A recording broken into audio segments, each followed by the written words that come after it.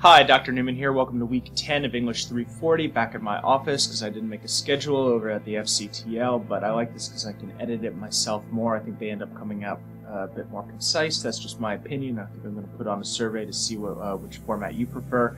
But today we are moving on to the 17th century. And so we're going to look at some short poets, some poets this week. I don't know how tall they were, but we're looking at short poetry as opposed to, epic tragic drama or the epic poetry that we're going to be looking at next week with Milton. We're looking at lyric poems by a selection of authors from the early 17th century. This really was a golden age of lyric poetry that built on and expanded from the achievements of Elizabethan poets, and who ended up being influential for English literature well into the 20th century. John Donne, who we're going to be talking about currently, was considered a niche taste for a long time, but was rediscovered in the early 20th century by modernists like T.S. Eliot and Ezra Pound, and became one of the most important poets in the English canon in the first part of the 20th century. Especially his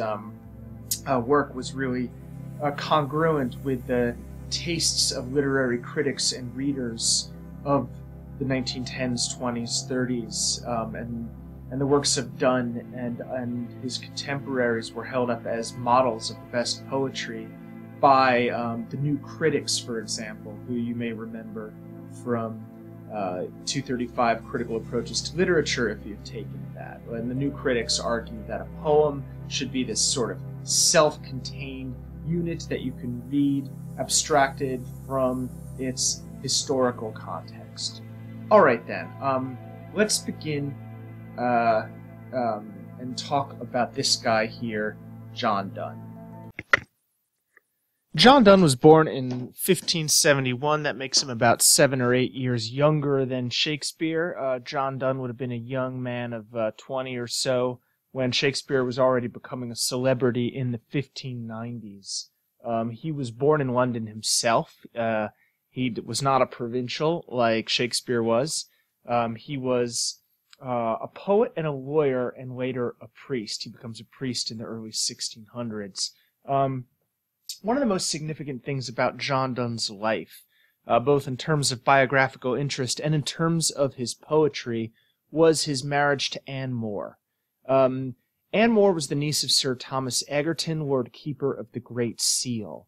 And what this means is basically that John Donne married way above his station, and he had been a secretary, an employee of this guy, Sir Thomas Egerton, until he married this niece, and basically very much angered this entire family. And John Donne had a very promising career as a lawyer, but then basically he was like the office temp marrying the CEO's daughter and or niece, and that was even much less acceptable than it is now, remembering that this is a period where class is cast. It matters a great deal. There's not a sense that your rank in society is arbitrary, but that it in fact belongs to nature. That it's naturally aristocrats are better than gentry, and gentry are naturally better than commoners. That's just the way the world is. So John and Anne get married against the wishes of Anne's influential, powerful, and wealthy family, and he loses his career. Basically goes on the skids at that point, and they are struggling to make ends meet. It's kind of a romantic story too, because she's given up this life of wealth and privilege to be with this man that she loves, and he has sacrificed his career to be together. And a lot of the poetry, the very famous love poetry that John Donne writes, is about her. And she will die, I think around 1620 or something like that. And he will write some very moving poems in memory of her. John Donne wrote a variety of different kinds of poems. He never wrote longer poems like nothing longer than a few hundred lines. He writes love poetry, he writes elegies, he writes satires. And he also writes, because he became a priest, and eventually a canon at St. Paul's Cathedral in London, sermons. And the themes of his poetry include religion, sexuality, love, and death. And they have a philosophical cast to them. It's very thoughtful poetry. He's considered the prime emblem of what are known as the metaphysical poets. And this is a term, it's defined in your handout this week, but it refers to a group of poets who had a very kind of abstract and philosophical view that's expressed in their poetry, and who explore complex intellectual and spiritual experiences, often through elaborate and strange metaphors. Metaphors where the image that's used to express the idea is unusual, and that's called a conceit. But we'll talk about that in a second. But this term metaphysical poets originates with a statement by John Dryden, who was at the end of the 17th century, in the period we'll come to know as the Restoration. John Dryden writes about John Donne that he affects the metaphysics, not only in his satires, but in his amorous verses, where nature only should reign. And affects here, the way Dryden uses, means something like puts on, like talks pretentiously, like poses. So he poses the metaphysics, that is, this sort of like complicated philosophical ideas. Not only in his satires, but in his amorous verses, where nature only should reign. And perplexes, you'll love this, ladies, he perplexes the minds of the fair sex with nice speculations of philosophy, when he should engage their hearts and entertain them with the softnesses of love. So that's what John Dryden has to say about John Donne's weird love poetry. The idea that nature only should reign is a critical prejudice of John Dryden's own neoclassical period. But so this is where the idea of metaphysical poets comes from. It gets picked up by a number of critics in the 18th century, and it sticks. And they're generally thought of as a kind of curiosity until their critical reputation is revived in the 20th century.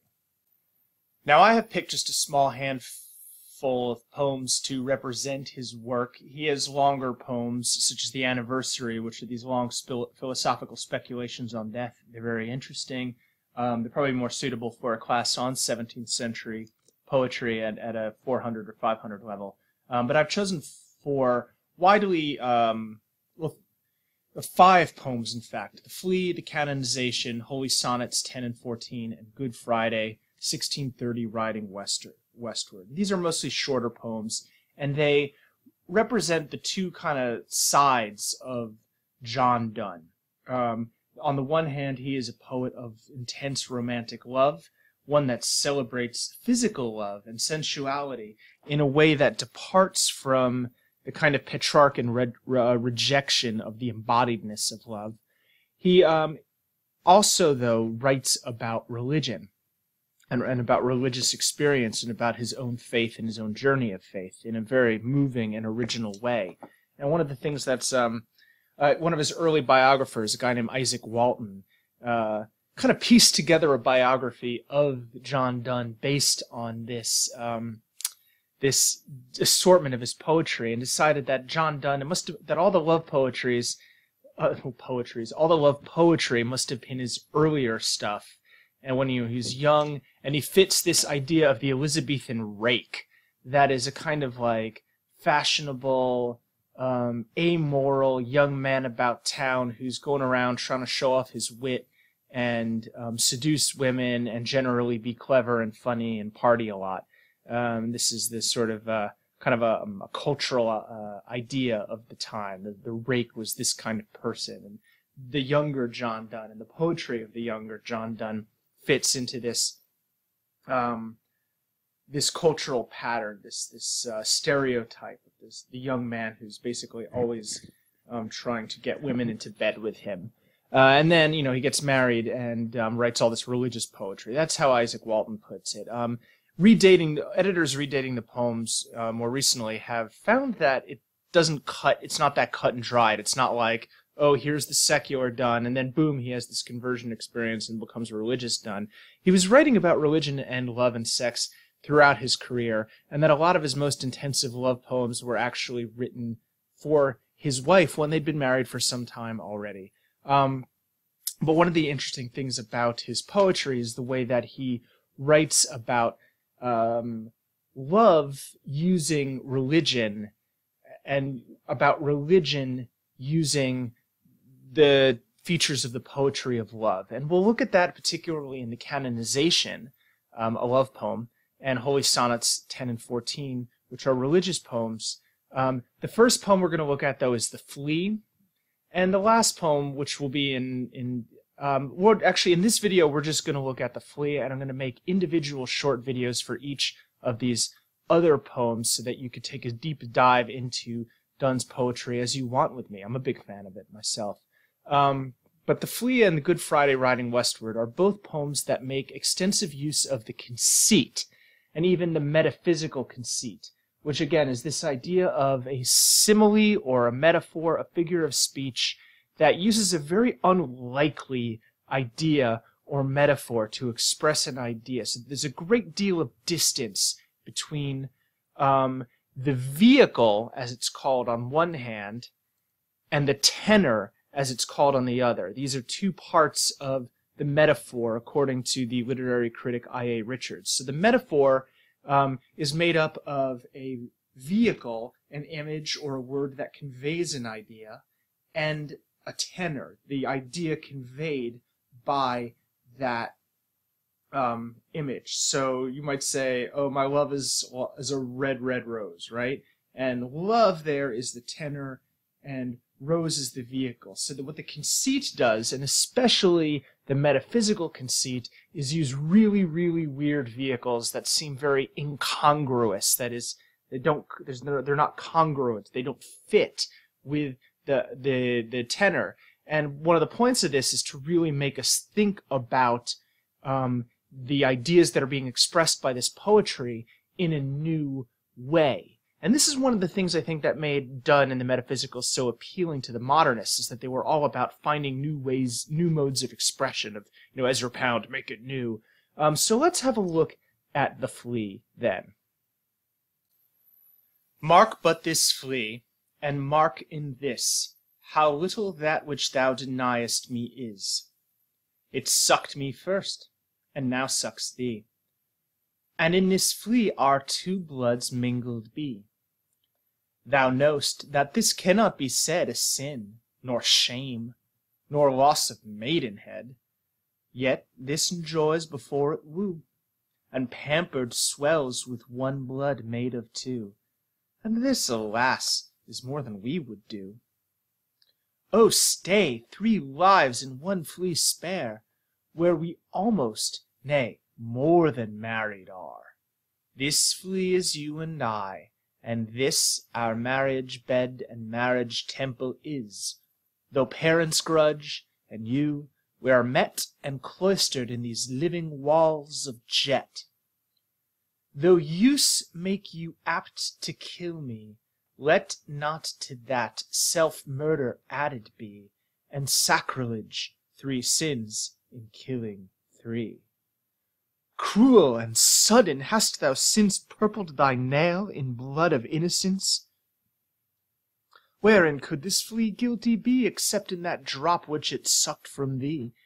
Yet thou triumphest, and say'st that thou findest not thyself, nor me the weaker now. 'Tis true. Then learn how false fears be. Just so much honor, when thou yieldest to me, will waste, as this Flea's death took life from thee.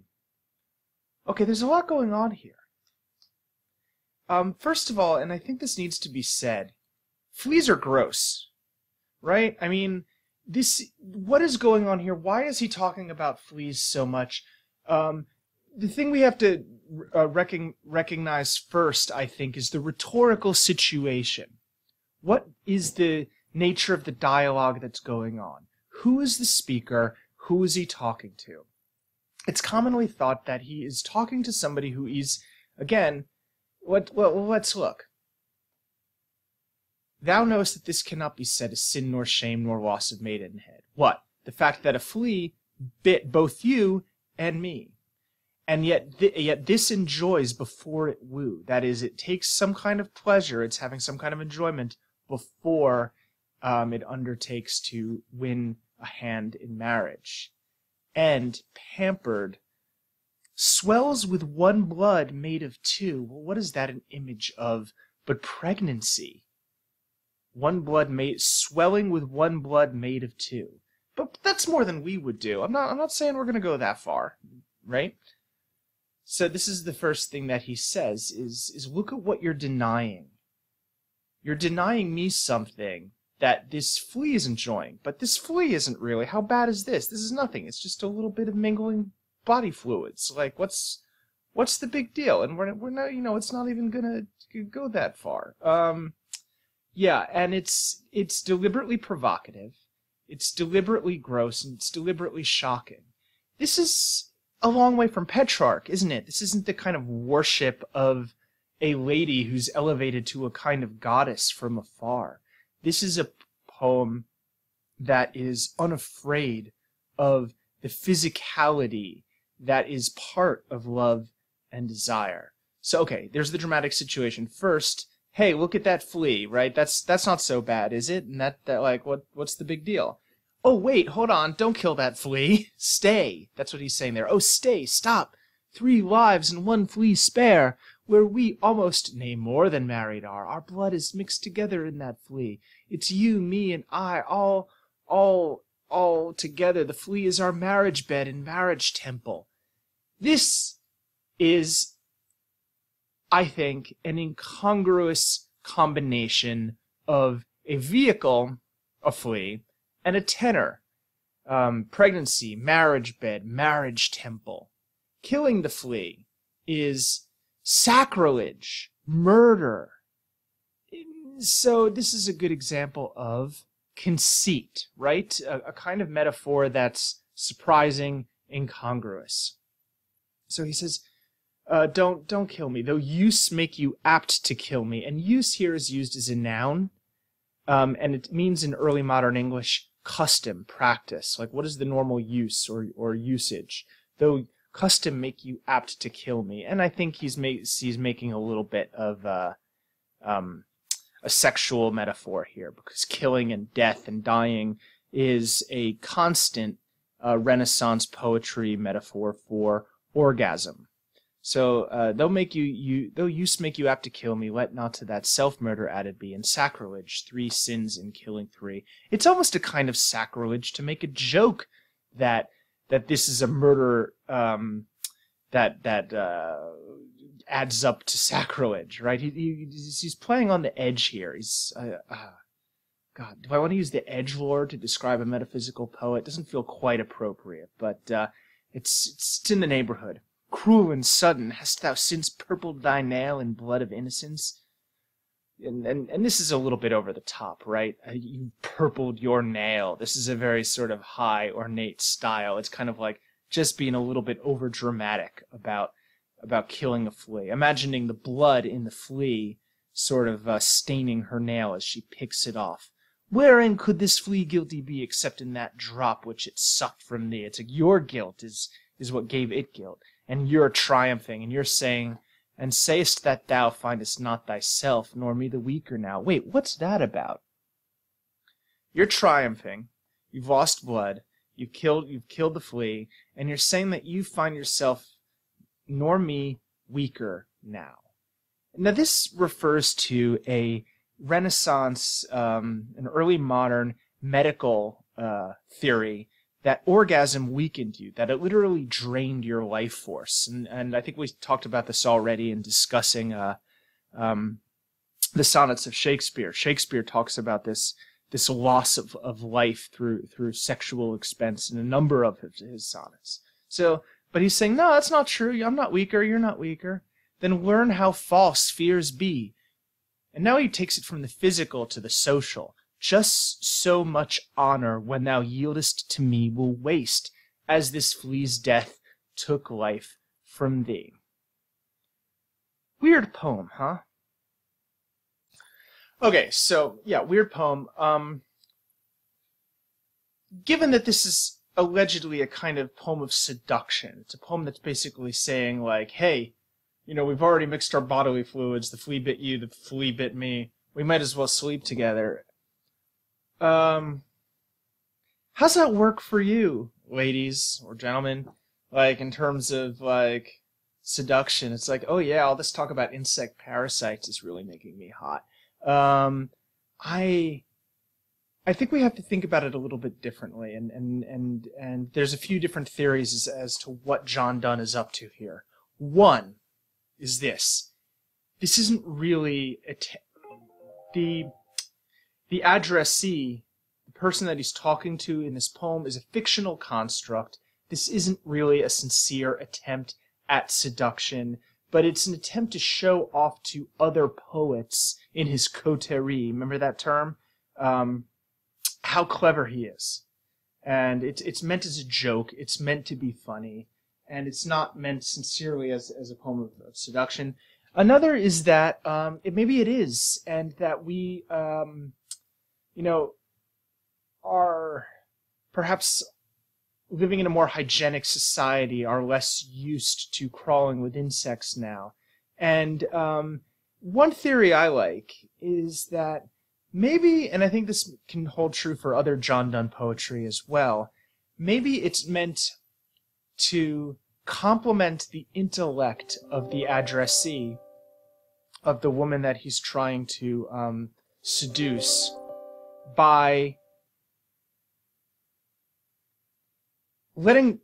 giving her a funny joke to laugh at. That it's not a display of, look how well I can manipulate these traditional poetic metaphors, but look how clever I am. So there's still kind of like the peacocking, the kind of male self-display that is a basic feature of Western love poetry, but it's twisted 90 degrees. It's coming in at a different angle, and it's coming in a way that not only is saying, look how clever I am, but also implicitly complimenting the addressee for being clever enough to appreciate it, to get it. And I think this is something that this dynamic between the speaker and the addressee characterizes a lot of Donne's metaphysical love poetry. That, you know, he's this nice speculation, as John Dryden puts it. And nice in Dryden's day means foolish. It's from a Latin word, nescius, meaning ignorant. Nice in his day means foolish, not like pleasant or kind. So, just some final thoughts for this video, and then I'll make some shorter videos for some of Donne's other poems, and hopefully there'll be stuff on Herrick and Catherine Phillips too. But some of the questions we should ask when reading Donne. First, what is the argument of the poem? What proposition is the persona attempting to persuade the addressee to believe? There's always some thing that Donne is trying to convince you of in his poetry. Second, what is the ruling metaphor or conceit? What is the master image? What are the surprising or incongruous images that are used to express elaborate or strange thoughts? How is the metaphor explored in a complex, multi-sided way? 3, how does the conceit assist the persona in introducing a twist or turn in the argument? These are some of the features that we see in a number of Donne's poems. So that's and we can look at the canonization in those terms as we will, and then we're going to look at his religious poetry. But this video for now is done. I'm so sorry.